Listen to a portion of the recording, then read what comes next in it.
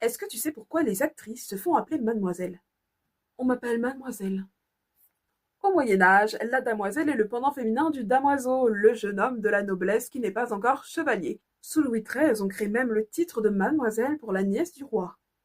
Et Napoléon officialise le statut de demoiselle, celle qui est sous l'autorité du père et qui ne devient dame qu'en passant sous l'autorité de son mari.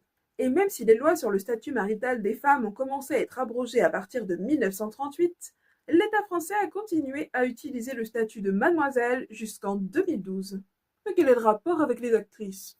Si les femmes peuvent enfin devenir actrices à partir de 1560, c'est un métier qui n'est pas du tout bien vu par la société et on les considère plutôt comme des prostituées.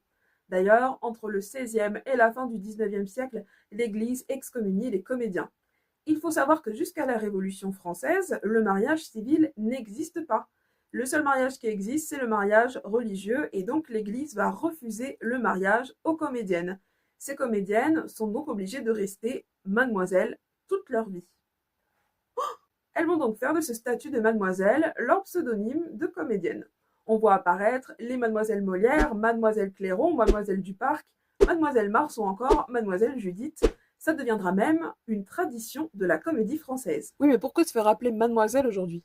Eh bien, on pourrait croire que c'est par coquetterie, mais pas tout à fait. Il se trouve qu'une actrice après 25 ans est moins désirée, et après 50 ans, elle disparaît. Miroir, miroir, dis-moi qui est la plus jeune.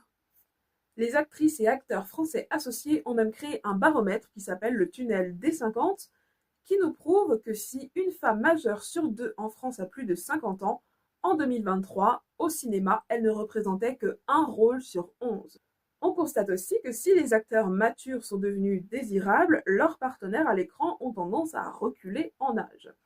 Pour preuve, le film Eiffel avec Romain Duris qui avait 47 ans et sa partenaire 25 ans alors que leur personnage avait sensiblement le même âge, ou encore Le Napoléon de Ridley Scott où Joaquin Phoenix et sa partenaire Vanessa Kirby avaient 13 ans d'écart alors qu'on sait très bien que Joséphine de Beauharnais avait 6 ans de plus que Napoléon.